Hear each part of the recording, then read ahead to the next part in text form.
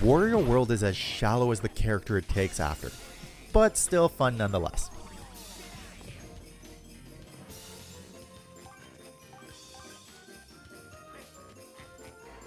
Mario always gets the love, having title after title, but one of the most underrated characters in the Mushroom Kingdom, at least I think, is Wario. In the early 90s, Wario had his Super Wario Land games for the Game Boy, which was a very popular series, but when the jump to 3D kicked in, Wario kinda went to the wayside. Minus Mario Kart and a couple spin-off titles, he never really got his own game.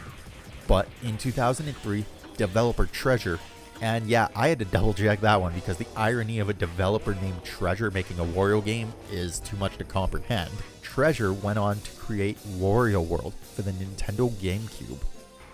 Wario, doing Wario-like things, is sitting in his fancy rich castle filled to the brim with treasure, until a black jewel he collected blows everything up, sending our fat friend out to regain his treasure and defeat the black jewel.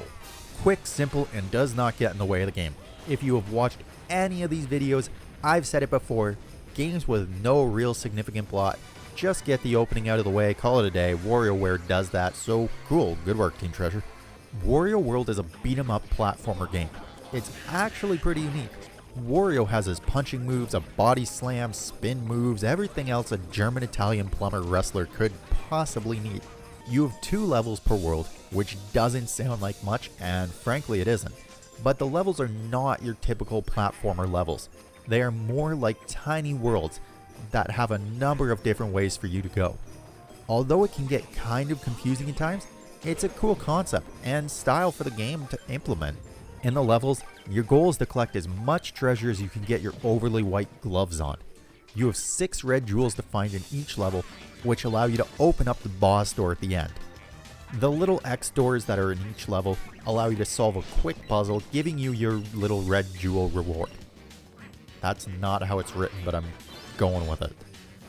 Collectibles also include coins, treasures, and little gold statues. Coins might not seem like anything worth going out of your way to get, but coins are actually your lifeline. Every time you die, you have to pay coins to get your life back, which in theory is pretty cool. The only issue that I really had with it is that you spawn right where you die, including boss fights. It just makes the game incredibly easy, because the boss fight never gets reset. Levels never get reset. Nothing. There is really no way to get a game over unless you run out of coins, which I was never even close to doing.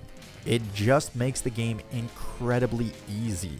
Falling into a pit in any level will make you break a bunch of boxes to find a spring out, while dog ghost things try to steal your coins. It's another unique way of not causing death, but trying to hamper the player.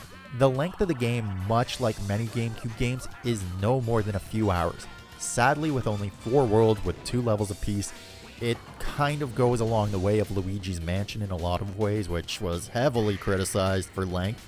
And it sucks, because the levels are actually kind of creative, and they're sort of clever.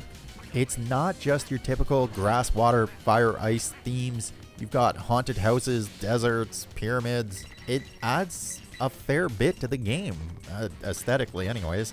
Wario World does a fair bit of things well. It's unique, creative, and a fun little beat 'em up. The length and the depth of the game is just not there. I would love to see Nintendo take another crack at making a Wario platform.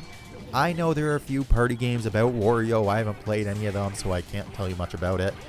I think that with the last 15 years, that they could have come up with a great new Wario game that a lot of people would have liked to see. And if they haven't, then start coming up with it, Nintendo. You don't even have to pay me for that idea. As for the Wario game that we have right now, or 15 years ago, I give it my rating of Borrow. If you can find a copy of this game, it's a fun little play, but paying anything over 20 bucks for this game is probably not recommended.